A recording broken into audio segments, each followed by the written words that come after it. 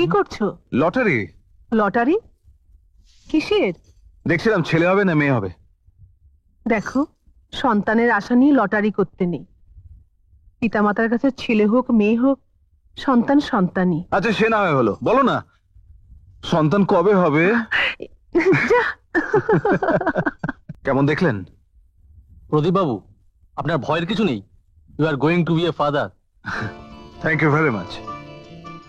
আমি আসি। হ্যাঁ, তুমি খুশি হওনি? খুশি হব না কেন, অনেক অনেক খুশি হয়েছি। ও বুচু বুচু বুচু বুচু বুচু। আমি খুশি হতে পারছি না। একটা অঘটন ঘটানো না পর্যন্ত আমার চোখে কিন্তু ঘুম নেই। না চাইতেই আমি অনেক কিছু পেয়েছি, এখন আর কিছু চাই না। আমাকে নিয়ে বেশি অহংকার করো না।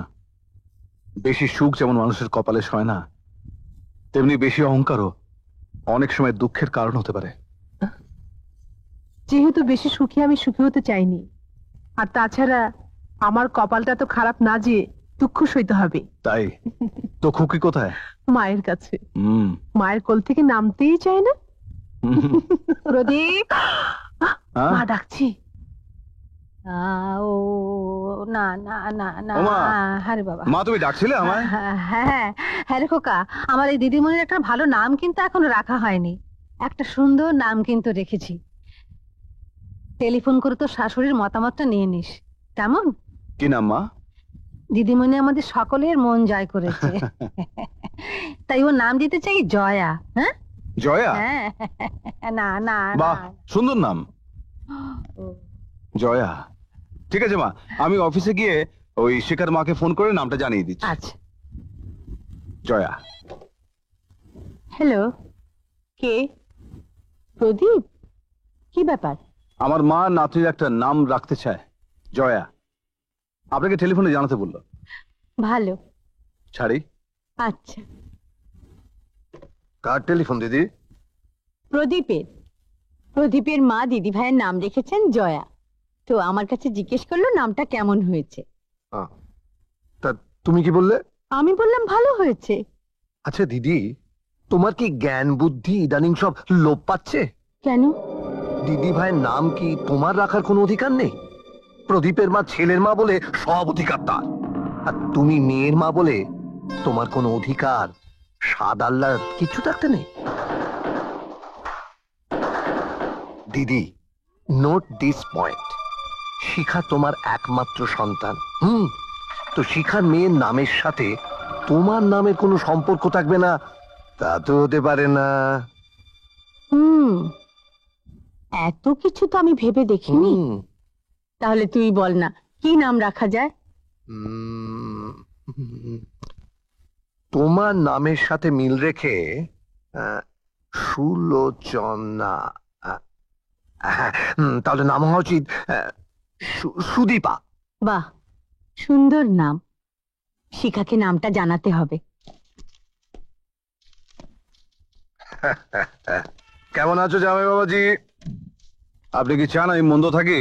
না না না না, তবে আমার চাওয়াতে তোমার কিছু যায় আসে না সেটা আমি জানি, কিন্তু তোমার মায়ের চাওয়াতে নিশ্চয়ই অনেক কিছু যায় আসে। আর সেই চাওয়াটা যদি তোমার কষ্টের কারণ হয়, তাহলে সন্তান হিসেবে সেটা কি তোমার কাছে খুব দুঃখের কথা হবে না?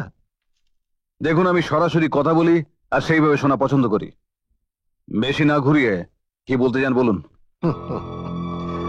তোমার মা আদর করে তার নাতনির নাম রেখেছেন জয়া, তো সেই শুনে তোমার শাশুড়ি ঠাকুরুন বললেন, এটা একটা নাম হয়েছে, যেমন অশিক্ষিতা মহিলা তেমনি পুরনো বস্তা পচা একটা নাম রেখেছে। আমার দিদি ভাইয়ের নাম আমি রাখবো। আমার নাম সুলোচনা, তো আমার নামের প্রথম অক্ষর মিলিয়ে আমার দিদি ভাইয়ের নাম হবে। আপনি সব সত্যি বলছেন? বিশ্বাস নয় বাড়িতে যাও, গিয়ে নিজের বউকে একবার জিজ্ঞেস করে দেখো। এতক্ষণে বোধহয় সুদীপা নামকরণটা হয়েই গেল আর কি। বাবাজি, একটা কথা কিন্তু সত্যি জেনে রেখো, যে ছেলে মায়ের অপমান সহ্য করে সে কিন্তু জীবনে যান, আমি দেখব যাবো বলছো? চাই।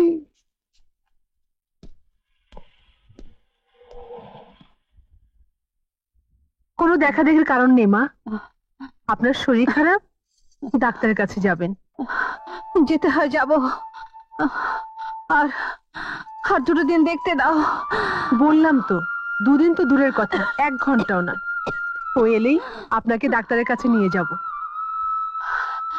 এতদিন আমি শাসন করেছি প্রদীপকে, আর এখন তুমি শাসন করছো আমাকে।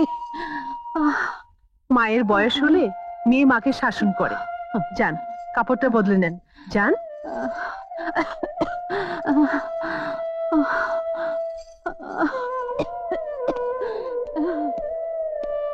সেটা তোমার মা এসেছিলেন? হ্যাঁ, থাকতে বললাম, থাকলো না।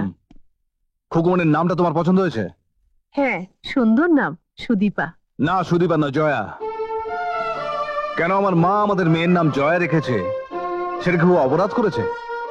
না, আমার মা সেকেলে বলে তার দেওয়ার নামটা তোমার পছন্দ হচ্ছে না, তোমার মায়ের দেওয়ার নামটাই বেশি পছন্দ হচ্ছে। এমন করে কথা বলছো কেন? তোমার মা তো আমারও মা। তাছাড়া আমি কি কখনো বলেছি মা অশিক্ষিতা সেকেলে? আর মা জয়া নাম রেখেছি। আমাকে তুমি বা মা আগে তো কখনো বলনি। দেখো শিখা, সব জেনে না জানার ফান করলে ভালো লাগে না আমার।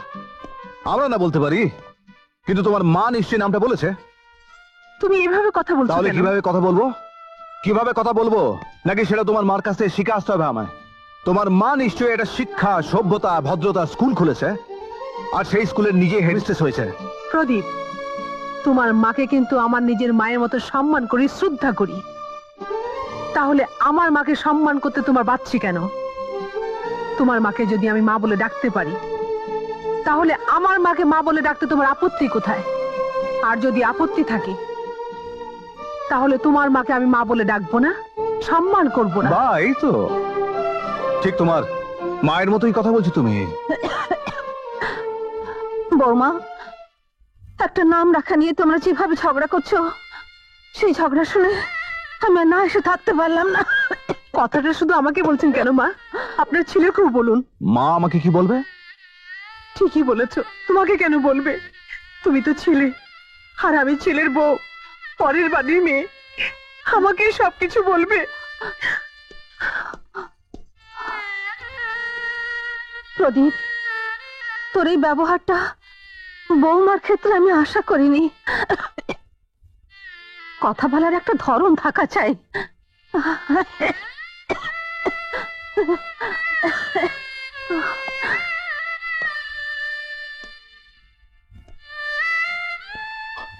ছিল না বলার মাঝে কোনো ধরন ছিল না দিদি।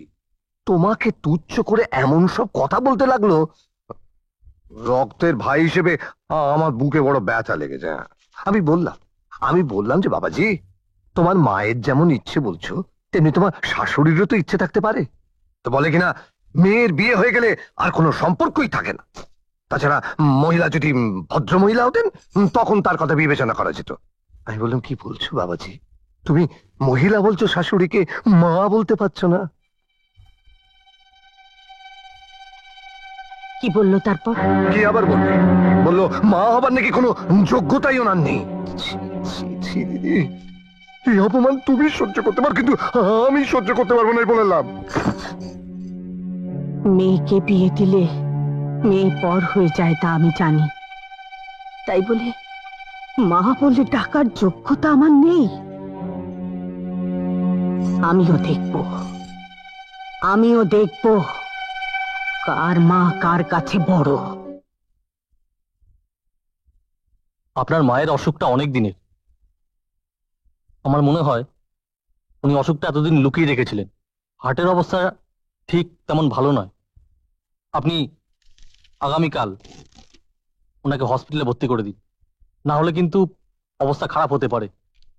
হ্যাঁ, আমি ভাবছি তাই করবো। কালকেই হাসপাতালে ভর্তি করার ব্যবস্থা করবো। আমি আসি। হ্যাঁ। খুব ভালো করেছিস। মানুষ আপন হতে পারে, কিন্তু রোগ তো আর আপন নয়। তাছাড়া সুদীপা আমার একমাত্র আদরের নাতনি।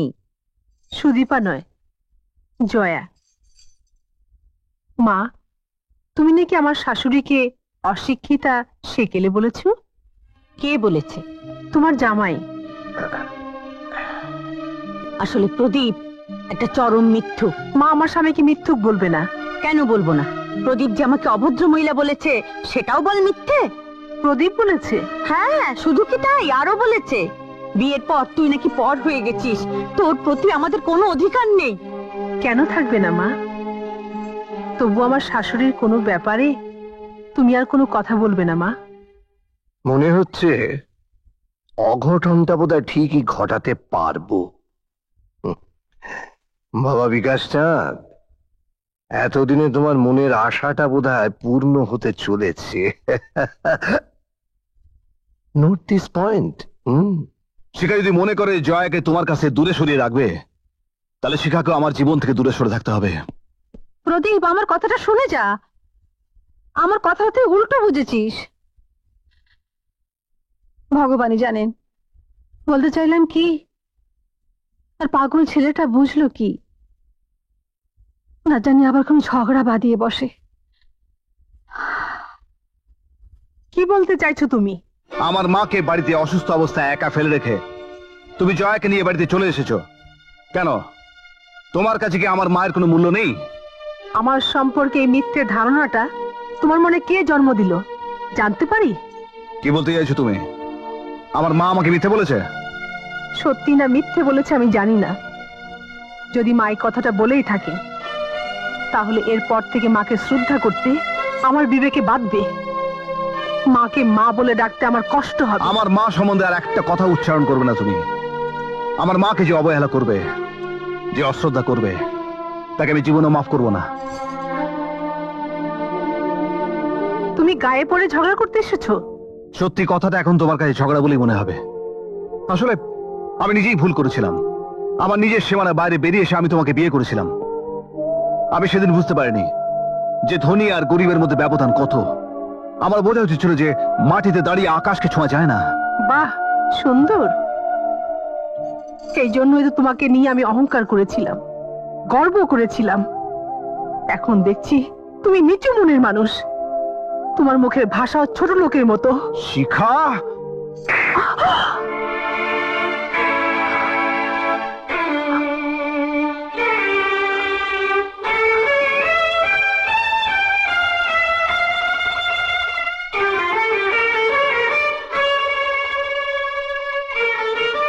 ভালো, খুব ভালো করলে। এবার তো স্বীকার করবি যে এই বিয়েটা করে তুই জীবনে কত বড় ভুল করেছিস। দাঁড়ান, আপনি আমাদের স্বামী স্ত্রীর মধ্যে নাক গলাতে আসবেন না। কেন আসবে না? তোমার মা যদি তোমাকে মিথ্যে বলে আমাদের মাঝে দ্বন্দ্ব সৃষ্টি করতে পারে, তুমি আমার মায়ের বাড়িতে দাঁড়িয়ে আমাকে চড় মারতে পারো, তাহলে আমার মা কেন নাক গলাবে না? তুমি মনে করেছো আমাকে বিয়ে করেছো বলে আমি তোমার কেনা গোলাম হয়ে গেছি? শিখা, শিখা, আবেগ চিরস্থায়ী নয় বলি ঐশ্বর্যের মধ্যে দাঁড়িয়ে তুমি ভুলে গেছো যে তুমি আমার স্ত্রী। যাকে তুমি জয়াকে দিয়ে দাও, আমি চলে যাচ্ছি। আমি চাই না যে এই ঐশ্বর্যের দুর্গন্ধ আমার সন্তানের জীবনকে দূষিত করে তোলে। জয়াকে 10 মাস 10 দিন পেটে ধরেছি আমি, তাই আমি যেখানে থাকবো আমার জয়াও সেখানে থাকবে। শিখা, শিখা, তাহলে তুমি একটা কথা জেনে রাখো শিখা, জয়াকে তুমি কিছুতেই আটকে রাখতে পারবে না। আমি যেমন করেই হোক জয়াকে আমার মার কাছে নিয়ে যাবই।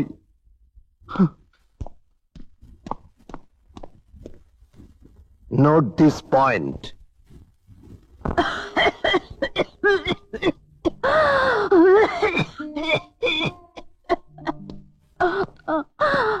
মা, প্রদীপ, প্রদীপ, মা তোমার শরীর কি খুব খারাপ লাগছে মা?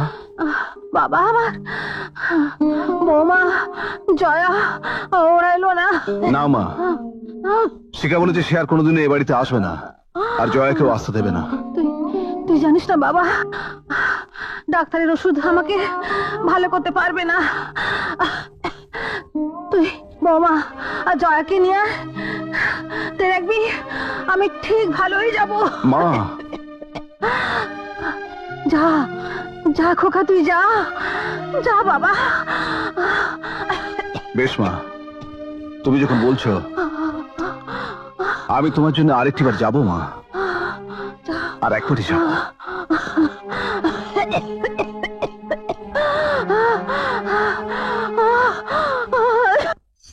না, তুই ফিরে যেতে চাইলেও আমি তোকে যেতে দেব না।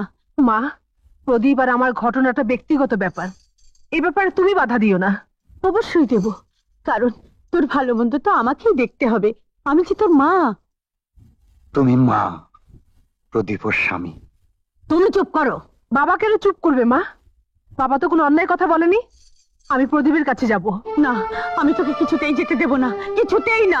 মা, আমি প্রদীপের কাছে যাব না, আমি তোকে যেতে দেব না। আয় চলে আয়, মা আমাকে যেতে দাও সঙ্গে। মা বলছি, আয় মা আমাকে যেতে দাও বলছি। না, আমি তোকে কিছুতেই যেতে দেব না। চল মা, চল বলছি। বাবা আমার সঙ্গে। বাবা, বাবা কি করবে? চল আমার সঙ্গে কাছে যেতে দাও। চল মা, প্রদীপের কাছে আমি কিছুতেই যেতে দেব না। চল মা, চল বলছি, চল, কিছুতেই যেতে দেব না।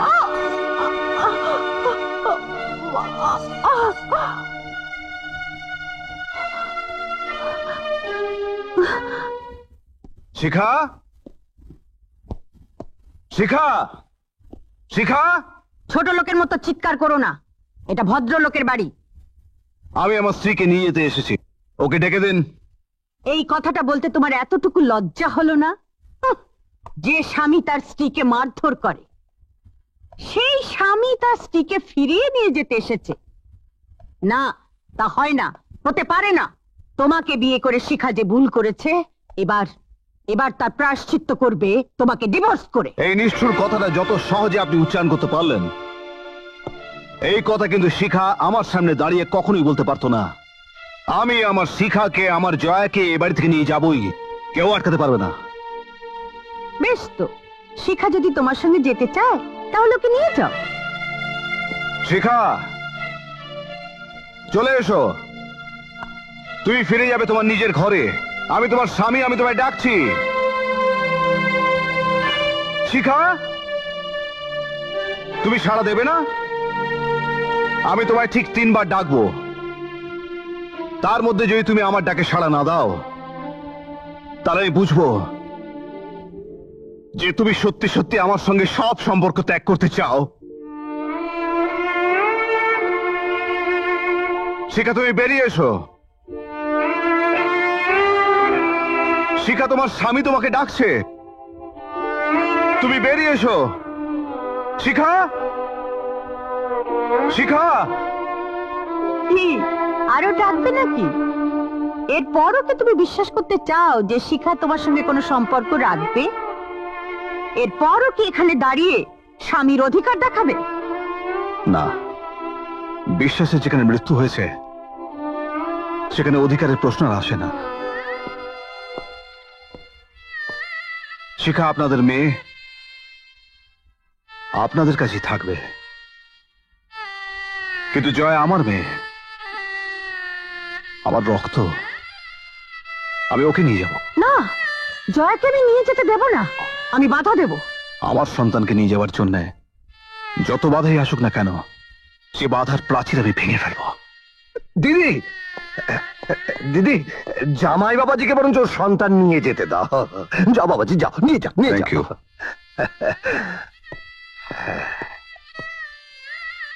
তুই তুই আমার সঙ্গে এইভাবে শত্রুতা করলি? না না দিদি, বরঞ্চ তোমার উপকারই করেছি। হ্যাঁ, ওই শিখা জানবে যে প্রদীপ এসেছিল, আর শিখার কোল ফাঁকা করে দেবার জন্য ওর সন্তান নিয়ে চলে গিয়েছে।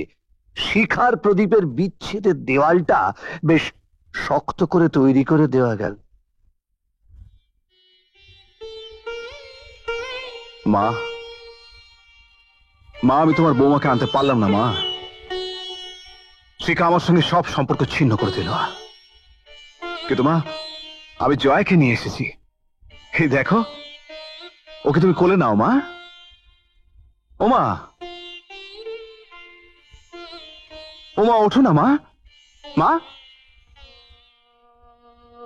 মা, তুমি তো বলেছিলে জয়কে এনে দিলে তুমি তুমি সুস্থ হয়ে যাবে মা। কেন মিথ্যে বলেছিলে আমাকে তুমি? বলো মা, কেন তুমি আমাকে মিথ্যে বলেছিলে? মা, মা, শিখা তোমাকে আমার কাছ থেকে পর করে দিল। আমি আর কোনোদিন তোমাকে মা বলে ডাকতে পারবো না। আমিও তোমার সামনে প্রতিজ্ঞা করছি মা, জয়াকে নিয়ে আমি গ্রামের বাড়িতে চলে যাব। জয়ার বুকে শিখা কোনোদিন মা ডাক শুনতে পাবে না, কোনোদিন মা ডাক শুনতে পাবে না, কোনোদিন পাবে না, কোনোদিন পাবে না মা, কোনোদিন পাবে না, কোনোদিন না।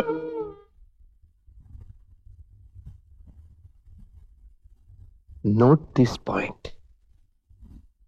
যা চেয়েছিলাম তাই হয়েছে। শিখার সাথে এবার শেষ মিথ্যে কথাটা বলে ফেলি। মা, তুমি মিথ্যে বলছো না তো? তোর কাছে মিথ্যে বলে আমার কি লাভ?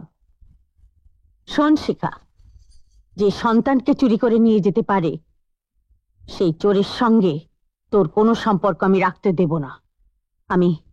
আমি আবার তোর বিয়ে দেব। তোর বেঁচে থাকার জন্য একটা অবলম্বন দরকার। তুমি বোধহয় ভুলে গেছো মা, হিন্দু মেয়েদের একবারই বিয়ে হয়। ওটা সেকেলে কথা, বর্তমানে অচল। কিন্তু আমি তো প্রদীপকে ভুলতে পারবো না। প্রদীপ আমার স্বামী। প্রদীপ আমার পরিচয় মুছে ফেলতে পারে, কিন্তু স্ত্রী হয়ে আমি আমার স্বামীর পরিচয় আমার জীবন থেকে মুছে ফেলতে পারবো না। আর অবলম্বনের কথা বলছো? আমি আবার প্রদীপের সন্তানের মা হতে যাচ্ছি। কোথায় যাচ্ছিস? প্রদীপের সাথে শেষ বোঝাপড়া করতে।